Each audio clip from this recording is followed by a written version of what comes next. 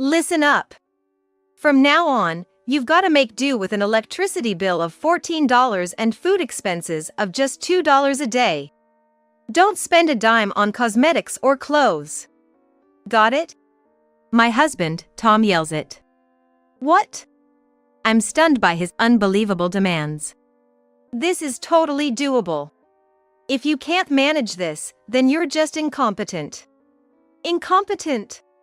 As Tom makes these ridiculous demands, something inside me snaps. Right, who on earth could live on such an amount? I decide to let him experience firsthand how unrealistic his expectations are. I'm determined to fight back. My name is Sally Johnson, a 32-year-old homemaker. After high school, I attended a vocational school and graduated successfully. I then worked for a company, but it was so toxic that I ended up suffering mentally. Therefore, after about 2 years, I resigned. For a year, I received unemployment benefits while looking for a job but couldn't find a good company. During that time, I discovered remote work and started freelancing as an engineer. I had a background in IT, so it was my field of expertise. Initially, I took on simple and low-paying jobs, building up my experience. At first, the pay was just pocket money, so I worked part-time jobs alongside. After about a year and a half, I started earning as much as a regular employee's salary. Stuck at home working, I had no chance of meeting anyone, and before I knew it, I turned 30. That's when I met Tom.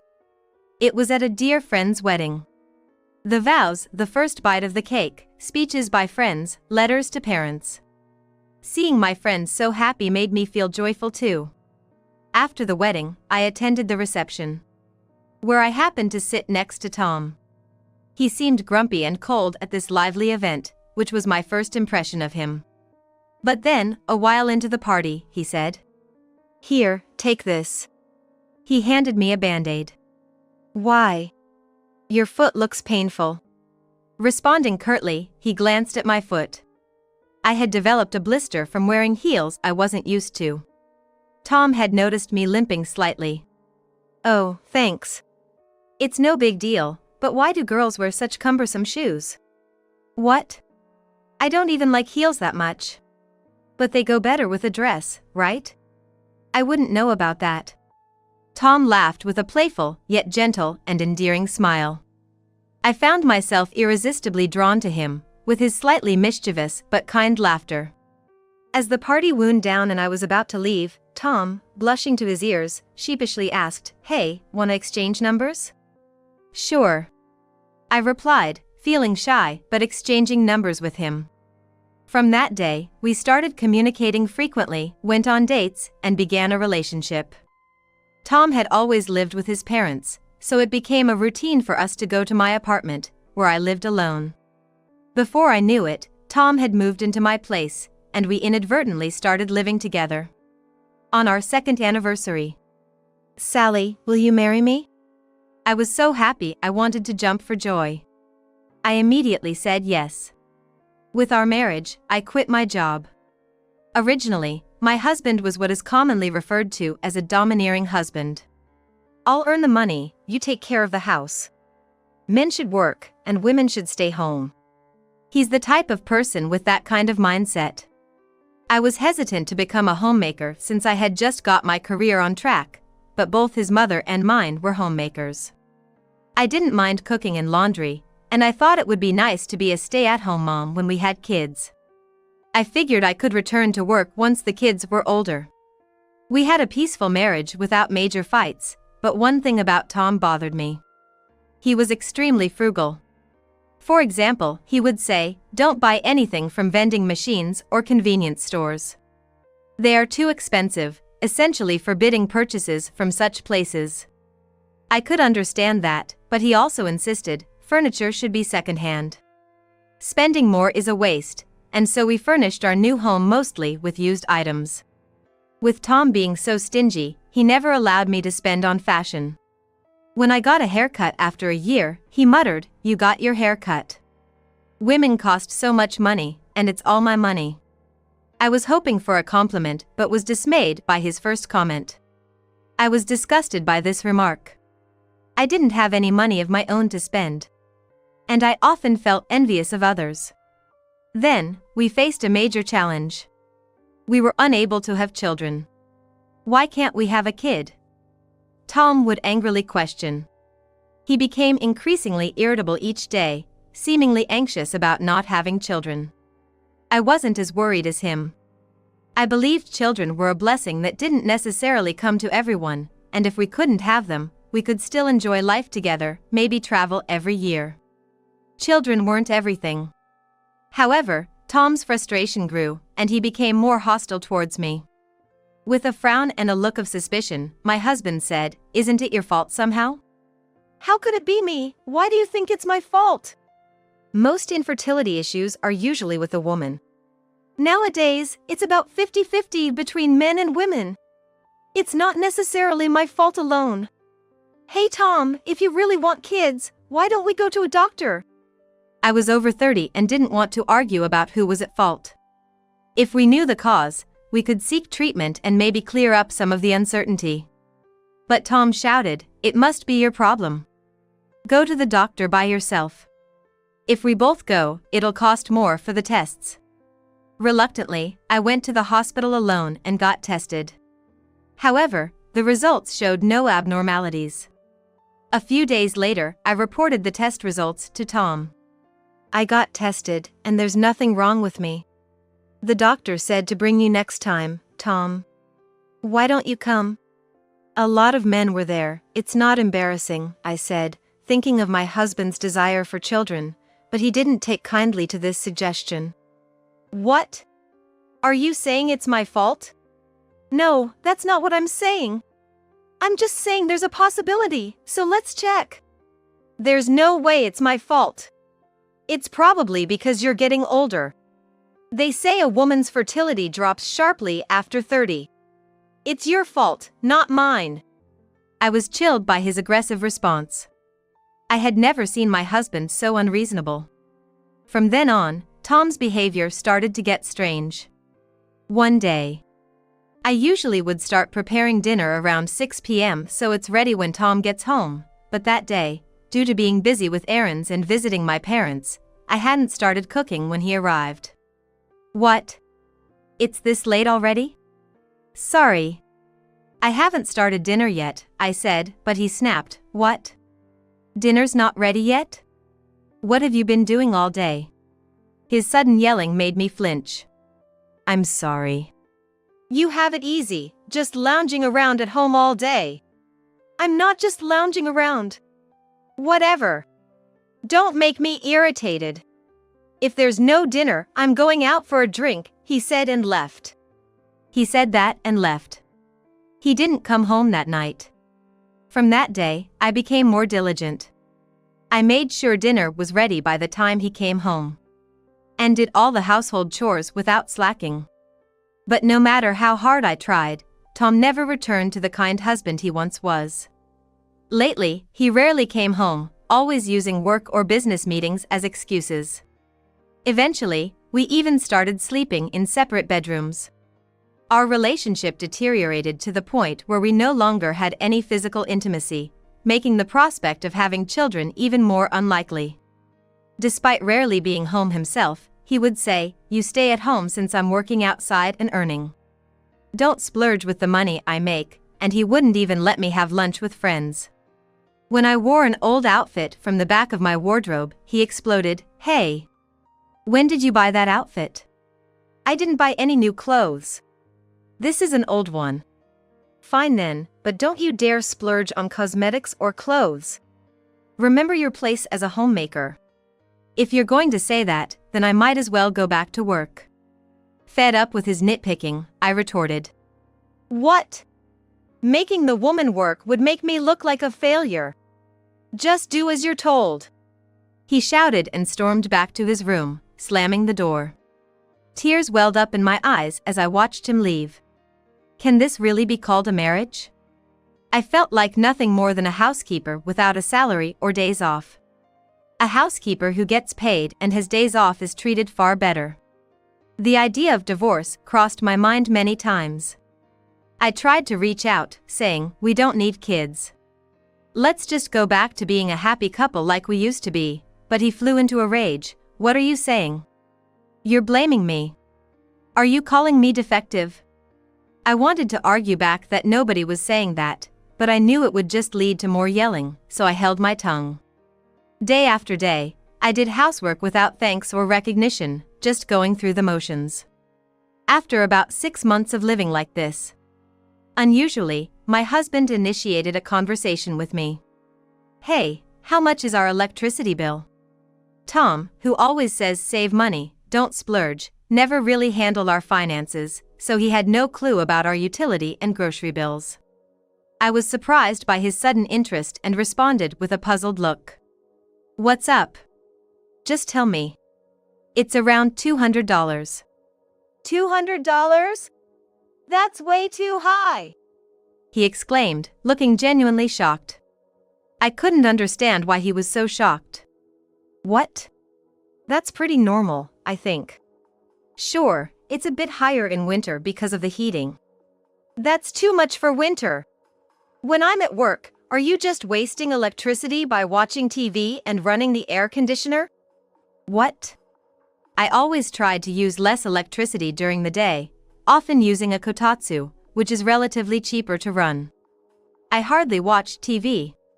And it was Tom who stayed up late playing games with the air conditioner on. Yet he seemed irritated after hearing about the electricity bill. So, how much do we spend on food? Let's see, about $600? What? That's way too much. How can it be that high without splurging? Tom raised his voice again, his eyes widening in surprise. His astonishment surprised me even more. What?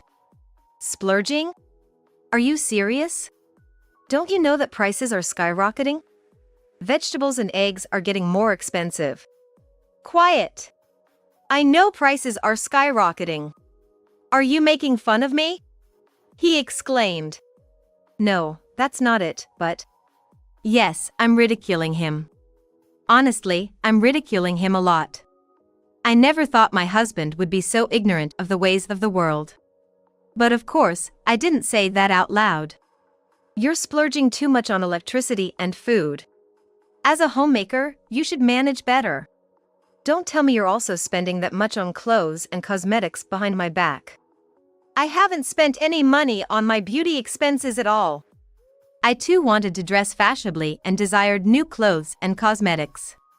However, knowing how stingy my husband is, he would undoubtedly complain if he found out I had bought such things, saying things like with my money or for a mere homemaker like you.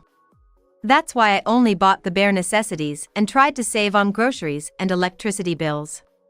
Despite all that, I was so frustrated that I bit my lip. Then, my husband said something outrageous. Listen. I didn't let you be a homemaker so you could live in luxury. From now on, keep the electricity bill under $14 and the daily food expenses to $2. And don't spend anything on cosmetics or clothes. Got it? What? I was shocked by his unrealistic demand. That's impossible. Impossible? If you can't do it, it just means you're not capable enough. That's unreasonable. There was no way to live on such a meager amount. Tom, who had lived with his parents until our marriage and never experienced living alone.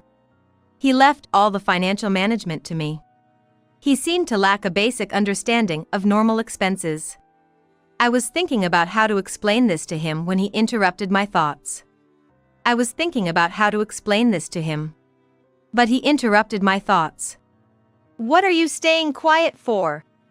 This is why I hate homemakers who can't do anything. If you can't listen to me, feel free to leave this house. Tom's mean words left me stunned. He looked down at me with a smirk. Ah, you have no money, no job, no brains. You're just a useless person who can't do anything without me, and laughed mockingly. A wave of anger rose within me. Tom had really changed. The kind, albeit clumsy, Tom I knew was gone, never to return. His mocking laughter deeply disappointed me. I thought to myself, enough is enough. I was foolish to have dedicated my life to such a man. The next day, Tom, looking satisfied after his tirade, was seen off by me as usual. I told him, "You know, Tom, I'll take your words to heart from yesterday. I'll be careful not to waste any money." And I forced a smile. But Tom didn't notice the change in my demeanor. If you understand, that's good. If you change, I guess I can keep you around. With a triumphant smile, my husband cheerfully left for work. I immediately called my in-laws. My parents lived far away and I couldn't see them often. But my in-laws, who lived about a 20-minute drive from my house, had always been kind to me. They were my lifeline. When I told my mother-in-law what was happening, she was shocked and upset. "What? Tom said that. Why didn't you tell us sooner? Making you suffer like that." I could hear her voice shaking and crying with anger over the phone. Her kind words made me tear up too. "I've been a homemaker for years, and Sally, you've been doing great and saving a lot. Tom just doesn't understand." I calmed down my panting mother-in-law, asking, "Can you help me with something?" She readily agreed, saying, "Let's show him what happens when you anger a woman." She was even more enthusiastic than me. That evening, Tom returned home at the usual time. Usually, when he texted "I'm coming home," I would warm up dinner and unlock the door, but not today. Thinking the door was unlocked, Tom rattled the entrance a bit, then used his key to enter. "Hey, Sally! Why didn't you unlock the door?" he yelled, stomping down the hallway. Stomping down the hallway, my husband opened the living room door and instantly let out a scream. "Ah!" I sat at the dining table with candles lit. I said quietly, "Welcome back." "What are you doing? Why haven't you turned on the lights?" "You said to keep the electricity bill under $14, right? Since our house is all electric and there are basic charges, using any electricity would go over the limit. So, I canceled it." "What? Cancelled? Stop lying. What kind of nonsense is that? Damn it!" Tom fumed, clicking the light switch in frustration. Of course, I hadn't actually canceled anything. I just turned off the breaker. But Tom, clueless as he is, wouldn't realize that. Clicking it repeatedly won't change anything. "You really canceled it? Why would you decide that on your own? Normally, you'd consult me." "Oh, but I have a flashlight and candles.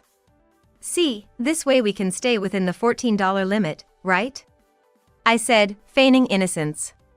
Tom sighed deeply, visibly frustrated. "Fine, whatever. Hey, what about dinner?" "Dinner is ready, here you go." On the dining table lit by candles, there was just one cup of ramen noodles. "What the heck is this?" Tom's eyes widened in shock again. Calmly, I replied, "You said the food budget is $2 per day. So, today's main dish is ramen noodles. They're delicious, right?" Seeing my smile, Tom looked utterly appalled. "Have you lost your mind? Forget it, I don't need dinner. I'm going to take a bath." He grabbed the flashlight and stomped off to the bathroom. Watching him go, I smirked. The moment he turned on the shower, only ice-cold water came out. "Cold! So cold!" I heard a scream from the bathroom. "What the hell?" Tom banged into something. "I told you, it's all electric, right? No hot water. Didn't you know that?" "Shit." The sight of Tom biting his lip in frustration was almost comical. While he shivered from the cold, I quickly collected his flashlight and clothes and returned to the living room. From the bathroom, I heard him, "Cold, I'm gonna catch a cold. Where's my towel? My clothes? Hey, Sally. Sally." Tom, always relying on me for post-bath preparations, was clueless without his towel and clothes. He came into the living room, dripping wet. "Hey, why didn't you come when I called? Where are my towel and clothes?" He sneezed, chilled from the winter cold water. "Towel? Clothes? I threw away your old pajamas because they were tattered. I wanted to buy you new ones, but you said yesterday, no money for clothes or cosmetics. So, I didn't buy pajamas or towels, thinking it might be a waste. Oh, but I do have this. Do you want it? I offered him a rag. It's a rag. Are you joking? I only bought rags for the end-of-year cleaning, so this was all we had, I explained. To that, my husband replied, "Don't mess with me. There's a limit to how much you can mock your husband." He yelled, venting his anger all over the living room. Then, from the darkness, a deeper male voice spoke up. "Who's the one joking around here?" Huh? At that moment, my mother-in-law flipped the breaker back on, filling the room with light. Tom, still adjusting to the sudden brightness, squinted towards the source of the voice. "Mom? Dad? Wait, the lights are on!" "Huh?" As the lights turned on, my husband was confronted with his mother and father-in-law, arms crossed. He seemed unable to grasp the situation and panicked, still completely undressed. My mother-in-law, seeing Tom in his bare state, scolded, "You're the worst," showing us such an indecent sight, and threw his pants at him. Unfortunately for Tom, the buckle of the belt hit him right in his sensitive area. "Ouch," he cried in pain, writhing on the floor. I couldn't help but let out a snicker at the sight. I realized it was too late to regret. "Sally. You laughed, didn't you?" Tom glared at me, still in pain. Then my father-in-law intervened, "Don't look at Sally like that." "I'm sorry." Tom, scolded like a rebuked puppy by his own parents, quickly dressed and sat down. "We came to talk to you because we heard you were saying some nonsensical things." "Right, Mom?" "That's right. And look at this mess."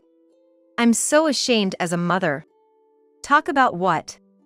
"I'm just an incompetent housewife, so it's impossible for me to cut down the electricity bill to $14, food expenses to $2 per day, and spend nothing on cosmetics and clothes. That's why I asked your mom, who is an experienced homemaker, and my own mother to come over." "My mother?"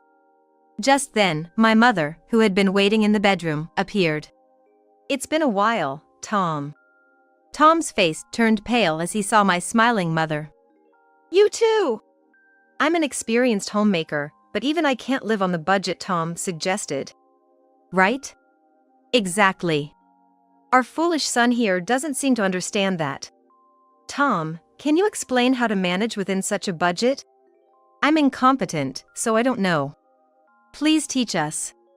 Both my mother and mother-in-law approached Tom, looking furious. Tom was sweating profusely despite the winter cold. He seemed unable to stop sweating. "I'm so sorry." He finally apologized to me. Then we heard his phone ring from the living room. Realizing something was wrong, Tom looked alarmed. My father-in-law hurried to answer the phone and put it on speaker. "Hey, Tom. You called earlier, saying you were coming over, but you haven't arrived yet." "I'm getting tired of waiting," a sweet female voice came through. "Tom." All four of us glared at Tom in unison. "No, it's not what it looks like." My husband, with his eyes darting around in confusion and agitation, remained unsettled. Meanwhile, from his phone, voices kept calling out, "Tom. Hello? Are you there? May I use his phone?" I took my husband's phone from my father-in-law and answered the call myself. "Hello, is this Kate? Who are you?" The woman's voice dropped in tone. "I'm Tom's wife.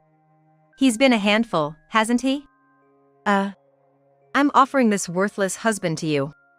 Just so you know, I'll be expecting alimony from you too, so be ready when the paperwork arrives." I hung up abruptly. Tom, whether from cold or fear, started trembling uncontrollably. In the end, when confronted, my husband admitted that it was his mistress, Kate, suggested these impossible financial limits. Kate, a 21-year-old junior from his hometown. It seems that when I suggested he go to the hospital and he was irritated, he started complaining about me to Kate. Before he knew it, she went from being someone he vented to a mistress. She was still living at home.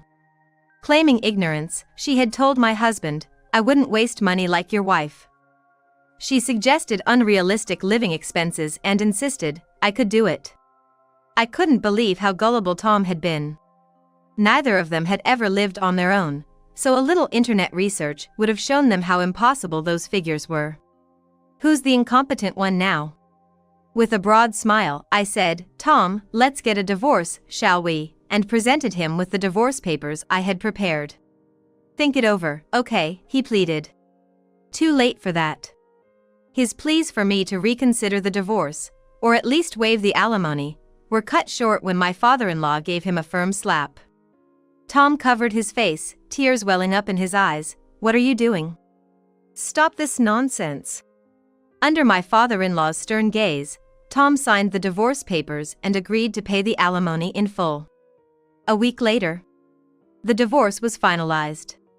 Thanks to the intervention of my in-laws, it was decided that my husband would pay me a lump sum of $20,000 as alimony. I also received $14,000 from Kate, resolving everything amicably. My in-laws said, "We'll miss you, Sally, but go find happiness with someone better than our foolish son." I replied, "Please don't say we won't meet again. I've come to see you as my second parents. May I visit you again?" They were overjoyed, tears in their eyes. As for Tom and Kate, I neither know nor care what became of them. I don't want to know and have any interests. I only wish them the unhappiness they deserve. As for me, 2 years after divorcing Tom, I found a new boyfriend. He's kind and treasures me. I look forward to possibly remarrying and having children in the future, living happily ever after.